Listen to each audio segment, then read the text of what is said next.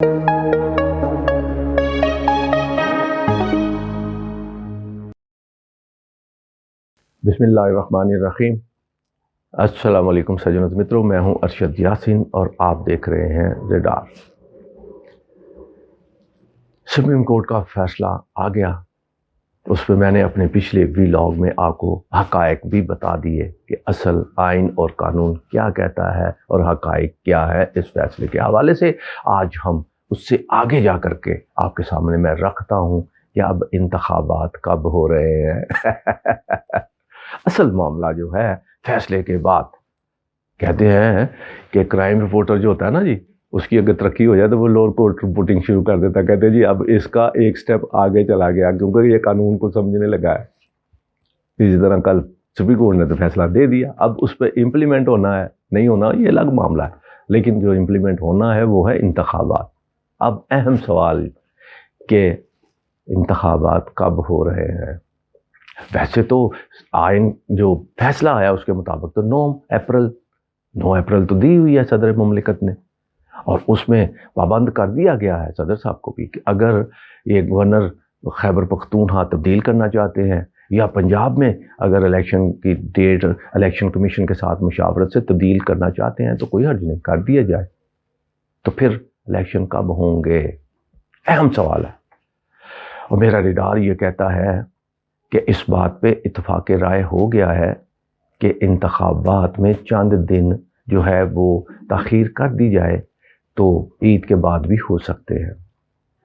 अब ये 14 अप्रैल से पहले होते हैं या ईद के बाद होते हैं, 2-3 दिन बाद होते हैं, ये बहरहाल फैसला करने वाली कुव्वतों ने ही करना है। लेकिन इस सारे मामलात में बैकडोर मामलात एक ऐसे भी चल रहे हैं कि क्यों ना हम ऐसा करें कि सब लोग मिल बैठ जाएं, मुल्क के हालात ऐसे हैं वैसे हैं, जो ये रोना रोते हैं हुकूमत जो अब तक रोना रोती रो रही है, तो एक ही दिन में सारे इलेक्शन हो जाएं तो क्या अर्ज है।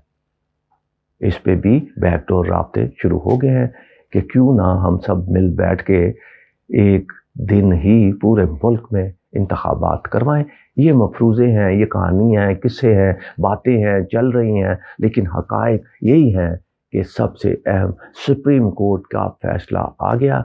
और उसकी बुनियाद पर मैं तो शुरू से कह रहा हूँ, मैं पहले दिन से कह रहा था कि 90 दिन में इंतखाबात होंगे, हर हाल में होंगे। अगर हुकूमत नहीं करवाएगी तो गैर आइनी हरकत होगी। आइन यही कहता है। दोस्त मेरे नहीं मानते थे, बहुत सारे तजियाकार अपने अपने व्लॉग्स में और अपने अपने टेलीविजनों पे जनाब ओ नहीं जी हो ही नहीं सकते, वो नहीं जी बिल्कुल नहीं जी। मैं कहता था तो आपको पता होगा, आपने मेरे व्लॉग देखे हैं, मैं कहता था होंगे हर हाल में इलेक्शन, तो होंगे ही होंगे, नहीं होंगे तो आइन शिकनी होगी। अब भी मैं यही कहता हूँ कि अब तो फैसला भी आ गया। अब इंतखाबात कब होने जा रहे हैं, क्या पूरे मुल्क में होंगे या सिर्फ 2 सूबाई असम्बलियों में ही होंगे, ये मामला भी फैसला करने वाली कुव्वतें जाने, उनका काम जाने। लेकिन हम आज आपके सामने कि नवाज शरीफ पर वतन वापसी के लिए दबाव में शिद्दत आ गई है। ये शिद्दत कैसे आ गई, किसने दबाव बढ़ा दिया, ये भी मैं आज आपके सामने रखता हूँ। और इलेक्शन कमीशन ने भी फौरी तौर पे 30 अरब रुपए मांग लिए हैं हुकूमत से कि इंतखाबात कराने हैं, फौरी तौर पे 30 अरब दे दिए जाए। और सबसे अहम मामला, अमरीकी वफद पाकिस्तान आया, उसने वज़ीर आज़म से मुलाकात करने की बजाय ज़मान पार्क गया। इमरान खान से अमरीकी वफद ने मुलाकात की और उनको मुस्तकबिल का वज़ीर आज़म कह कर के ही पुकारते रहे। क्यों, ये क्या हो गया, ये क्या हो रहा है, इसकी तमाम तर तफसीलात आज मैं अपने इस व्लॉग में रखूँगा। इंतखाबात कब होंगे वो मैंने आपको बता दिया कि ये मामला चल रहे हैं। अब मियाँ नवाज शरीफ वतन वापस आ रहे हैं या नहीं आ रहे, बहुत कोशिश की, जब से गए हैं 4 महीने की जो है वो इजाज़त लेके गए थे, 4 हफ्तों की, लेकिन हर बार यही, हर महीने बाद 15 दिन बाद उनकी साहबजादी या मुस्लिम लीग नून के किसी न किसी रहनुमा की तरफ से बुलंद बाग दावा कि जी वो आ रहे हैं, तैयारी हो गई, बॉक्स तैयार हो गया जनाब, तैयारियां आ रहे हैं जा रहे हैं, मैं उस वक्त भी कहता था नहीं आएंगे। आज भी मैं कह रहा हूँ सज्जनों मित्रों, नहीं आएंगे, नवाज शरीफ नहीं आएंगे, उस वक्त तक नहीं आएंगे जब तक जो मरियम नवाज ने अपनी पिछली तकरीर में जो कुछ उगल दिया है सच, जब तक वो पूरा नहीं होता। वादा किया गया, जो उनसे वादा किया गया था लंदन प्लान, वो वादे पूरे नहीं होते, नवाज शरीफ पाकिस्तान नहीं आएंगे, सोचे भी ना। अब वो वादा जिन्होंने किया था वो पूरा करने की पोजीशन में है नहीं है, वो क्या चाहेंगे, क्या करेंगे, क्या नहीं करेंगे, ये अलग सवाल।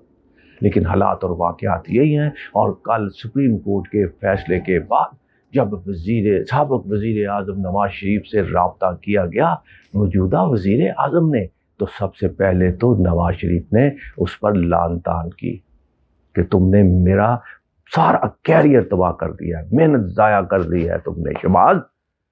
मैंने बड़ी मुश्किल से पाकिस्तान के अवाम को, अपनी इस पार्टी को बनाया था, एक साख बनाई थी, तुमने तबाह कर दी है।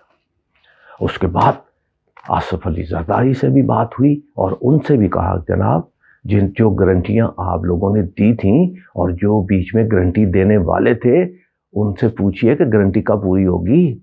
हम नहीं मानते, इंतखाबात नहीं होंगे, मैं नहीं करवाता, मैं बिल्कुल इसके हक में नहीं।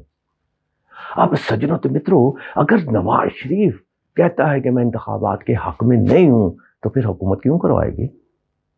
सुप्रीम कोर्ट करवा सकती है तो करवाए, वो कैसे करवाएगी ये उनका मामला है। लेकिन बताने का मेरा मतलब ये है कि मियां नवाज शरीफ ने भी कल इन ग्रंटर्स को और अपनों को जिन्होंने धोखा दिया और जो आज तक अपने मुकदमा तो सबके सब क्लियर, और नवाज शरीफ की नाहली वहीं के वहीं, मरियम की नाहली वहीं की वहीं। भले मरियम नवाज का मुकदमा जो है वो उसको उनको NRO मिल गया है, लेकिन नाहली तो वहीं के वहीं है। फिर क्या खोया, क्या पाया नवाज शरीफ ने? यही वजह है कि कल उन्होंने भी जिस तरह मरियम तकरीरों के अंदर अपने दिल का गुबार निकाल दिया ना, भड़ास निकाल दिया, इसी तरह कल कहते हैं कि नवाज शरीफ ने भी जिसने टेलीफोन किया दिल की गुबार निकाला, गुस्सा निकाला, बरहमी का इजहार किया कि आप लोगों ने तो मरवा दिया है हमें। अब वो आते या नहीं आते ये अलग मामला है सज्जनों मित्रों, लेकिन ये सारे मामलात में कहते हैं कि इलेक्शन कमीशन ने अपने तौर पर तैयारियां शुरू कर दी हैं। कल उन्होंने इजलास किया, कल तो हंगामी मुशावरतें भी बहुत हुई, इजलास दर इजलास भी हुए।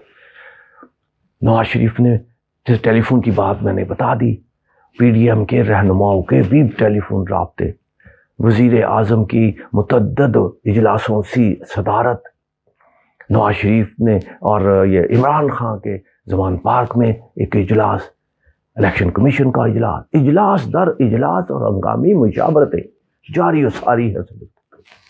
और इसमें कहते हैं कि इलेक्शन कमीशन ने कल भी इजलास किया जिसमें उन्होंने इंतखाबात के हवाले से साफ साफ कह दिया कि इलेक्शन सुप्रीम कोर्ट के फैसले पर बन्नो-अन अमल किया जाएगा। और उसके लिए उन्होंने खतूत भी लिख दिए हैं, वजारत दिफा को भी लिख दिया है, वजारत दाखिला को भी लिख दिया है, सिक्योरिटी के हवाले से भी लिख दिया है कि जनाब अब सिक्योरिटी के मामला जो हैं वो कितने बंदे दिए जाए, ये जो इंतजाम होते हैं। और साथ साथ पंजाब और खैबर पख्तूनख्वा के चीफ इलेक्शन कमीशन जो हैं, जो सरबराह होते हैं सूबाई, उनको खतूत भी लिख दिए हैं, उनको भी कह दिया है कि आप अपनी तैयारियों के हवाले से रिपोर्ट फौरी तौर पर मुरतब करें और भिजवाएं, तैयारियां करें, इलेक्शन तो हमें करवाने हैं क्योंकि सुप्रीम कोर्ट ने कह दिया है। और साथ साथ वजारत खजाना से भी 30 अरब रुपए फौरी तौर पर मांग लिए हैं कि फौरी तौर पर 30 अरब रुपए दें ताकि हम इंतखाबात करवाएं। और इसके साथ साथ सिर्फ ये पैसे ही नहीं मांगे, बल्कि सियासी जमातों को, वो तमाम रजिस्टर्ड सियासी जमातों को जो इलेक्शन में हिस्सा लेने की अहल हैं, उनको भी खतूत लिख दिए हैं कि आप अपनी पार्टी की तरफ से इंतखाबी निशानात के लिए आप अपनी दरखास्तें जमा करवा लें। यानी इलेक्शन कमीशन की तैयारियां मुकम्मल। अब इलेक्शन कमीशन की तैयारियां भी मुकम्मल, तब तमाम लोग जो हैं इस इलेक्शन की तरफ चले गए हैं। अब इंतखाबात जिस तरह मैंने कहा कब होते हैं, वाकई 90 दिनों के अगर होते हैं तो फिर 14 अप्रैल से पहले होंगे।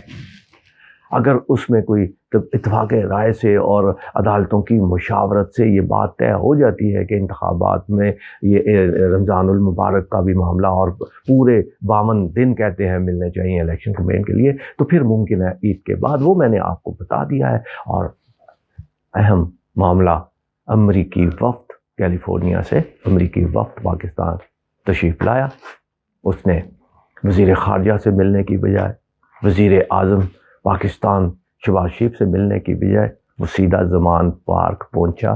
کیوں؟ زمان پارک میں عمران خان سے ملاقات ہوئی تو ان کو وہ وزیر اعظم کہہ کر ہی مخاطب کرتے رہے۔ آخر کیوں؟ ایسا کیا ہوا کہ وہ وزیر اعظم کہنا شروع کر دی؟ اب باتیں کیا ہوئی؟ جو اعلامیہ جاری ہوا ہے اس میں تو یہی ہوا ہے کہ آپس میں پاکستان اور امریکہ کے تعلقات کے حوالے سے بات چیت ہوئی ہے اور دونوں طرف سے اچھے تعلقات، بہتری، اور جو اعلامیہ ہوتے ہیں خیر سگالی کے ادارے، وہ اس طرح کا تو بیانیہ آ گیا ہے۔ لیکن اندر کے معاملات کیا طے ہوئے؟ میں نے ایک جملے میں آپ کو بتا دیا کہ وفد کے لوگ عمران خان کو وزیر اعظم کہہ کر پکارتے رہے۔ اب تک اتنا ہی۔